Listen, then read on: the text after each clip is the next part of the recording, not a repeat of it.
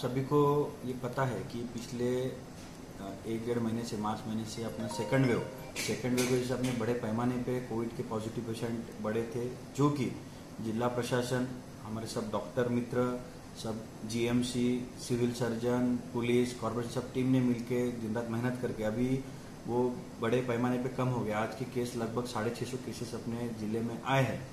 इसमें एक तो डॉक्टरों की मेहनत और दूसरा जो हमने लॉकडाउन लगाया था, जो नांदेड़कर वासियों ने जिसमें हमारा सहकार्य किया, उसकी वजह से हम आज ये कम आए। लेकिन आपको पता होगा कि कल ही एक ऑर्डर आया है कि और 15 दिन लॉकडाउन एक्सटेंड हो गया है और हमें ये देखा जा रहा है कि नांदेड़ की जनता इसको थोड़ा लाइटली ले रही है, बाहर घूमने की कोशिश कर रही है, लॉकडाउन तोड़ने की कोशिश कर रही है। तो मैं कल एसपी साहब और कमिश्नर साहब से चर्चा हुई है कि आगे से इसको बड़े सीरियसली देखा जाएगा कि उस ऑर्डर में क्लियर कट है कि किसने बाहर आना अलाउड है।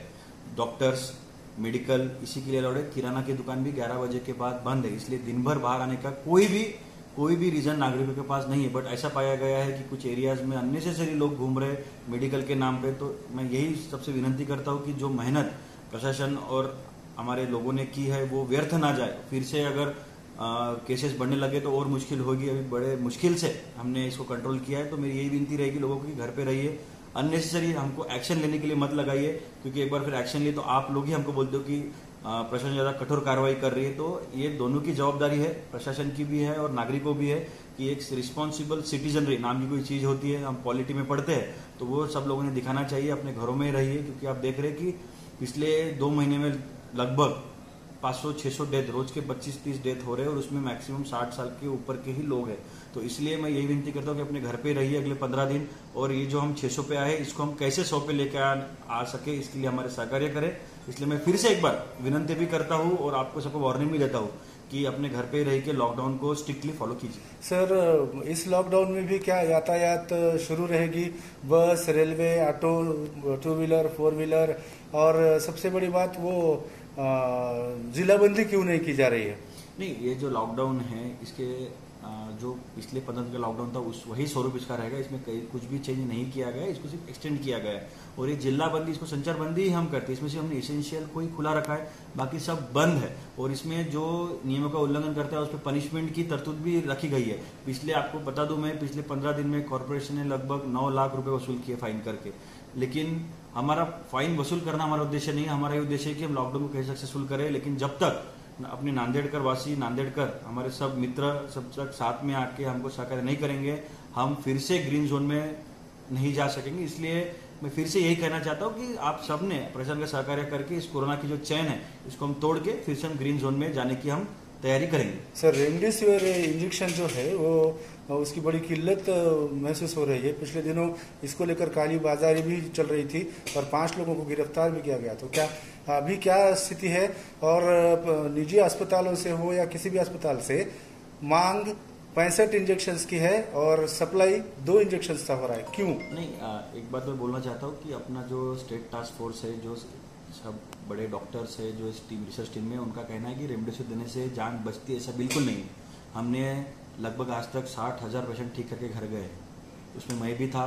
हमने भी कभी रेमडेसिविर नहीं लिया और हमने ये देखा है कि रेमडेसिविर हाँ ड्रग है, दे सकते हैं, लेकिन अगर वो नहीं दिया तो पेशेंट की देहांत होता है और दिए तो ही बचता है। ऐसा नहीं, आपने देखा होगा कि हमारा जो भी कोविड जंबो सेंटर है वहाँ पे लगभग अभी तक 30-40 पेशेंट डिस्चार्ज कर चुके हैं, एक भी पेशेंट को हमने रेमडेसिविर नहीं दिया है। तो शासन ने ही इसके पहले ही कहा था कि रेमडेसिविर एक प्रभावी रूप से इस बीमारी के लिए काम में आने वाली इंजेक्शन है। इवॉल्विंग रिसर्च है, रिसर्च में हर रोज नई चीजें आती है। आज का करंट पोजीशन ये है कि अगर रेमडेसिविर दिया गया तो ठीक है, नहीं दिया गया तो भी उतना फर्क नहीं पड़ता है। दूसरी बात, अभी कुछ दिनों से रेमडेसिविर का जो तुतौड़ा था वो भी कम हो गया है। अभी अच्छे पैमाने पे हमको लगभग 800-900 रेमडेसिविर के वायल रोज आ रहे हैं और हम जो एडिशनल कलेक्टर की हमने टीम बनाए है और हम प्रॉपर तरीके से हम, जिसकी वजह से कालाबाजारी बिल्कुल नहीं हो रही नांदेड़ में। पहले कोशिश हुई थी, हमने पकड़ के उन पे एफआईआर भी लॉन्च किया हुआ है। तो ये जो कमिटी है, ये कौन से दवाखाने में कितने पेशेंट और किसको जरूरत है उसको हम सब बराबर इनपुट लेके हम उनको सप्लाई कर रहे हैं। आपने भी देखा होगा कि पिछले 7-8 दिन से रेमडेसिविर का पैनिक जो था पहले वो नहीं है, क्योंकि